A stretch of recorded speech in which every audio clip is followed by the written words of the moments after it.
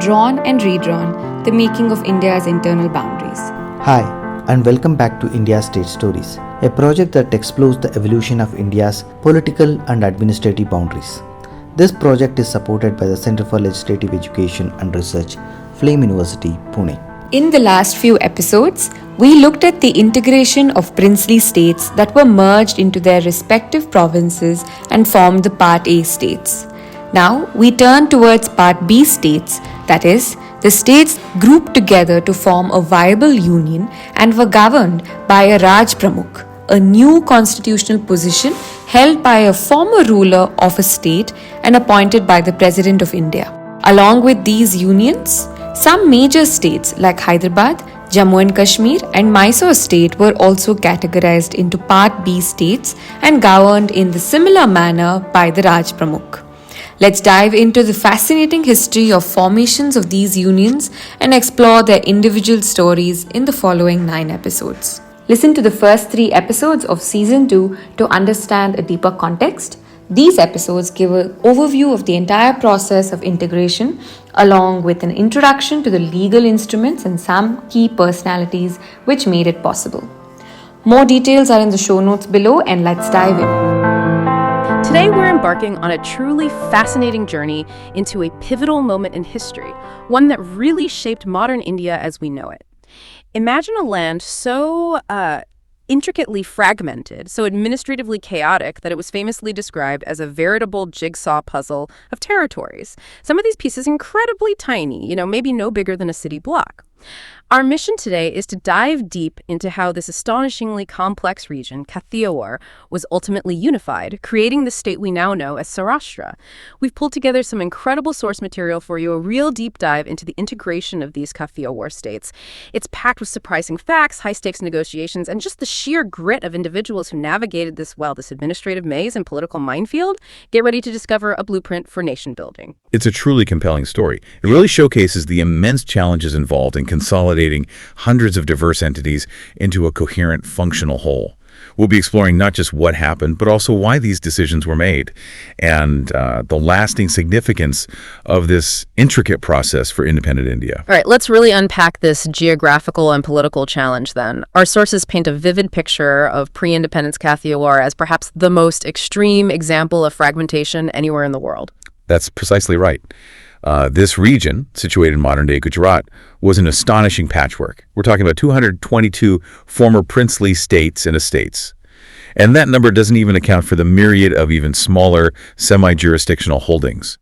In total, approximately 860 different jurisdictions, often with territories intermingled, scattered, deeply interlaced.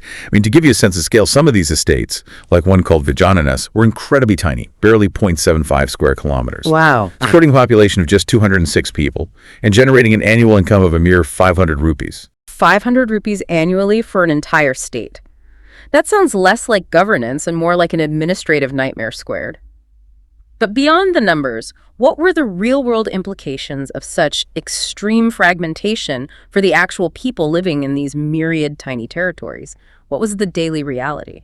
Well, what truly stands out here is how these seemingly small, disparate units created enormous practical problems. They basically paralyzed any semblance of modern administration or economic progress. For the ordinary citizen, communication was a constant struggle. Road conditions varied wildly from one state to the next, often deteriorating drastically as soon as you crossed an invisible border. Right, so just getting around was difficult. Exactly. And economically, development was severely stifled by a bewildering array of internal customs barriers. Imagine needing to pay export and import duties at varying rates every few kilometers. That sounds chaotic. It didn't just complicate trade, it actively encouraged smuggling and black market operations. Even the British government, during its rule, maintained the incredibly expensive Virangam customs cordon, a system of excise duties that cost several lakhs of rupees just to maintain, purely to manage this fragmentation. Several lakhs just for maintenance. And from a law and order perspective, it was a nightmare. An offender could literally evade justice by simply stepping across a tiny border into another state. Different rules, or maybe no effective rules, applied just a few yards away. So zero consistency. Precisely. Most smaller states simply lack the financial resources for modern administration, let alone effective policing or infrastructure. They were largely dependent on the government of India. This entire system became utterly untenable once British paramountcy lapsed in 1947. Okay, when you say British paramountcy lapse, that's a critical point. For our listeners, what exactly did that mean for these princely states? It's a crucial distinction, yeah. Essentially, lapsing of paramountcy meant that the British Crown's authority, which had previously exercised ultimate control over these princely states, just ended. It rendered the states technically independent entities, left them free to choose their own future, accede to India, join Pakistan, or, theoretically, try to remain independent. A huge power vacuum then. The profound power vacuum, yes. And an urgent need for the newly independent Indian government to integrate these disparate units.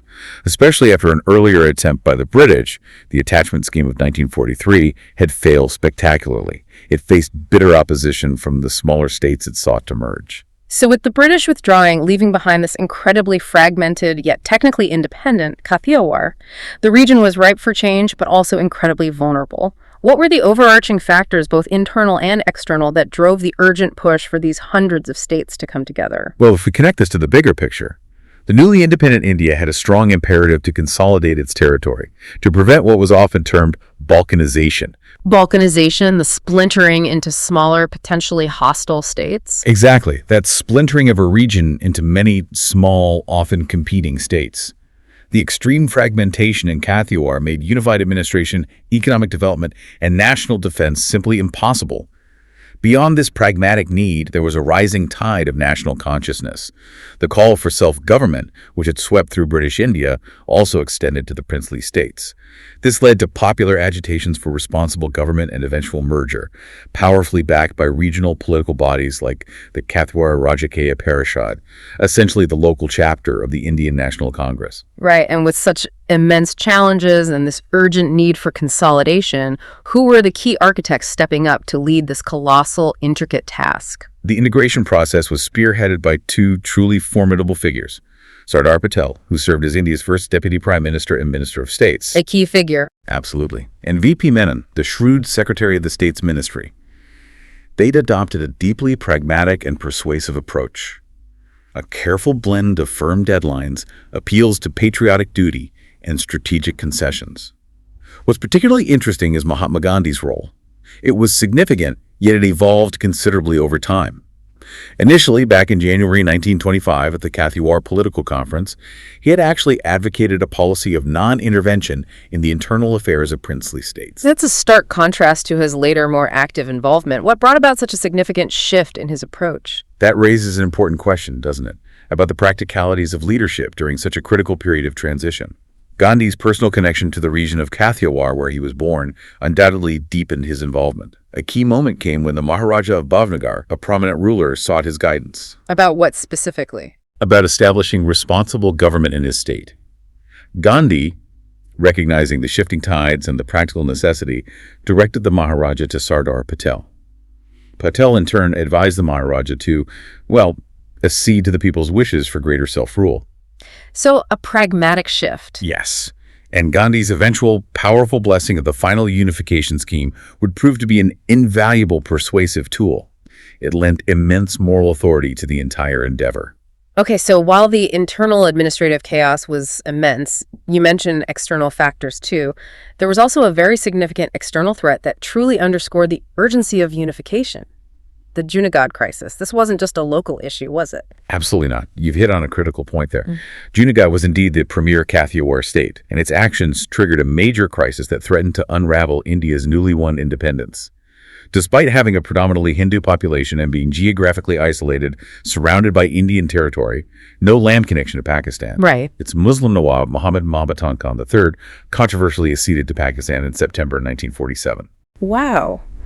That must have caused shockwaves. It was a direct, audacious challenge to the very idea of a united India, based on geographical contiguity and the will of the people. How did the other rulers in Kathiawar and the Indian government react to this highly provocative decision? The Nawab's decision was met with widespread outrage, condemnation, not just from the Indian government, but also from other prominent Kathiawar rulers, including the influential Jam Sahib of Nawanagar and the Maharaja of Drangadhra.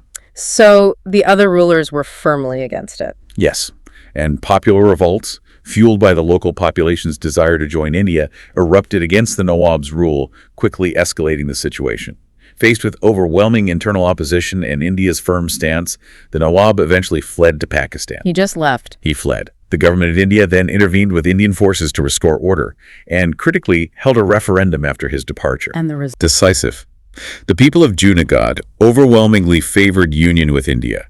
This crisis was a stark, immediate demonstration of the very real threat of fragmentation and external interference. It highlighted the urgent, existential need for a unified, coherent approach in Kathiawar. It became a powerful catalyst for action. With the Junagadh crisis serving as such a stark warning, Sardar Patel and VP Menon were left with no doubt about the absolute necessity of bringing all these tiny states together. What options did the States Ministry explore, and how did they ultimately arrive at the irresistible conclusion they needed? Well, the States Ministry explored several avenues, seeking a viable path to integration.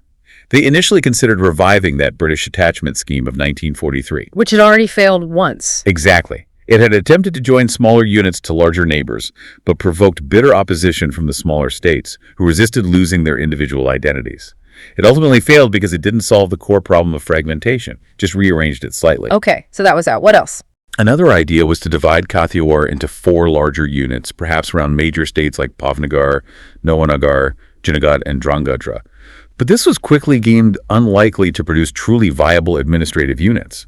Still too fragmented, potentially. Right. Even merging the smallest semi-jurisdictional states directly with Bombay province was considered.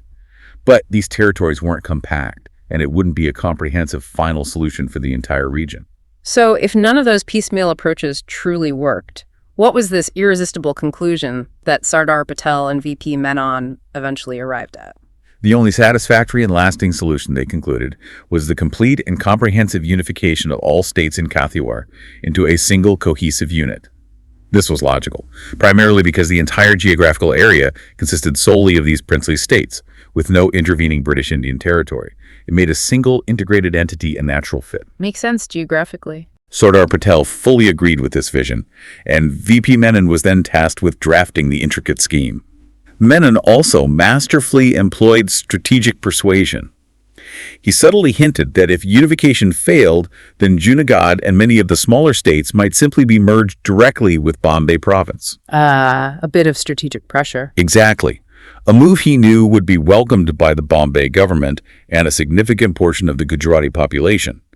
This veiled threat, coupled with the Maharaja of Bhavnagar's progressive decision to grant responsible government early on, helped convince other rulers that a unified Kathiawar was the best, perhaps only way to avoid the disintegration of the states and preserve some form of their historical influence. And what about the moral authority of Mahatma Gandhi? How did that factor into Menon's strategic persuasion? Menon recognized the immense power of Gandhi's moral authority.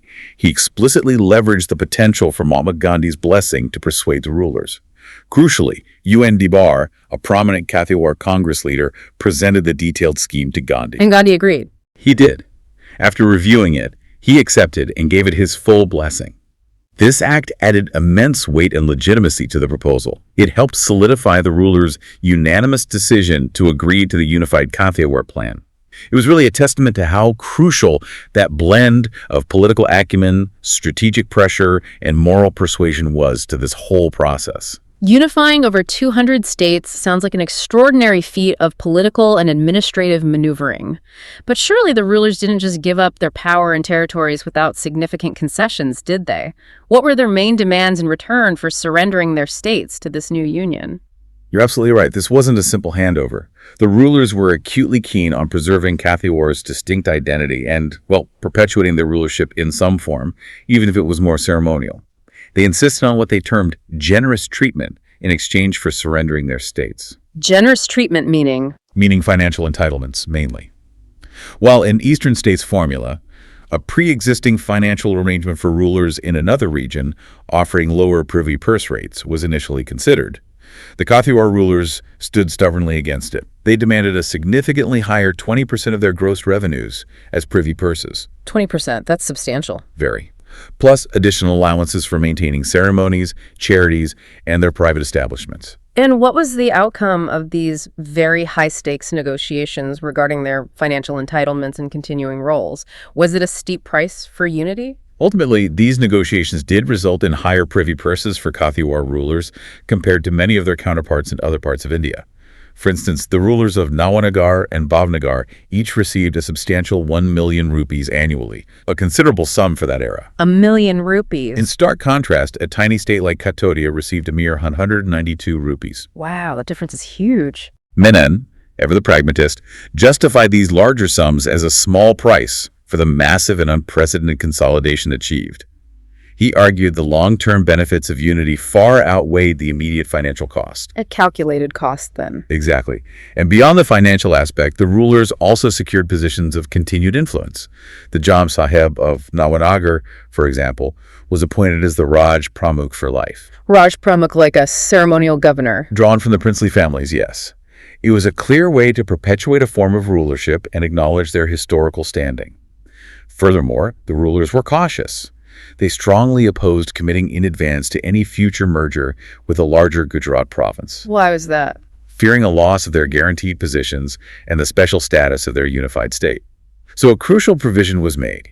Any such union could only be negotiated by the government of Kathiawar with the explicit agreement of both the Council of Rulers and the then-existing ministry. I see. So they built in safeguards for themselves. They did.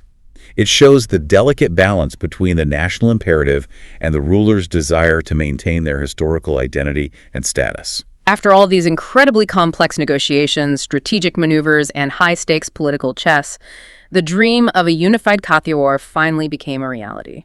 What was the culmination of this historic process? The culmination arrived with the finalization of the covenant for the United State of Kathiawar on January 21, 1948.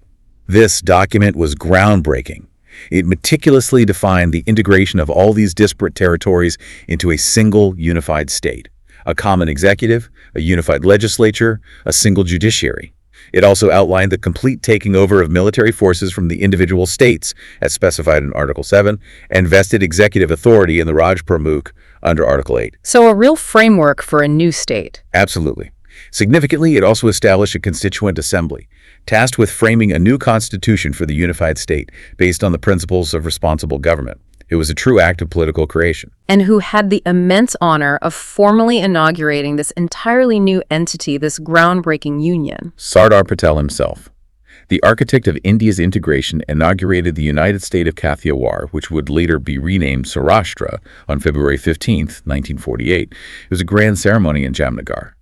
The Jam Sahib of Nawanagar was sworn in as the Raj Pramukh for life, fulfilling one of the ruler's key demands and symbolically linking the past with the future. And the government? UN Debar, that same Kathiawar Congress leader who secured Gandhi's blessing, was elected as the first premier. The administration of most of the constituent states was smoothly handed over by April 15, 1948. This monumental achievement, the formation of Saurashtra, wasn't just a regional event. It set a powerful, successful precedent for subsequent unions of states across independent India. It effectively charted the course for the integration of the entire princely order. And there you have it, the incredible deep dive into how a veritable jigsaw puzzle of 222 princely states, some with populations barely in the hundreds and incomes of 500 rupees, became the unified state of Saurashtra, right at the dawn of independent India. From the daily chaos of fragmentation to the high-stakes negotiations led by Sardar Patel and VP Menon, this story is a testament to the power of strategic thinking, pragmatic compromise, and that unwavering drive for unity. It truly highlights how critical moments in history often demand innovative solutions to seemingly impossible challenges. Carefully balancing diverse local interests with the greater national good. The integration of Kathiawar wasn't just a geographic consolidation, it was a fundamental act of nation building. A complex blend of persuasion, politics, and practical problem-solving that laid a cornerstone for modern India. So, what does this tell us about the delicate and often tension-filled balance between preserving local identities and achieving national cohesion? Especially when you're facing monumental shifts in power and governance, it leaves you with something profound to ponder, doesn't it? We hope you enjoyed this deep dive. Until next time, keep exploring, keep questioning, and keep learning.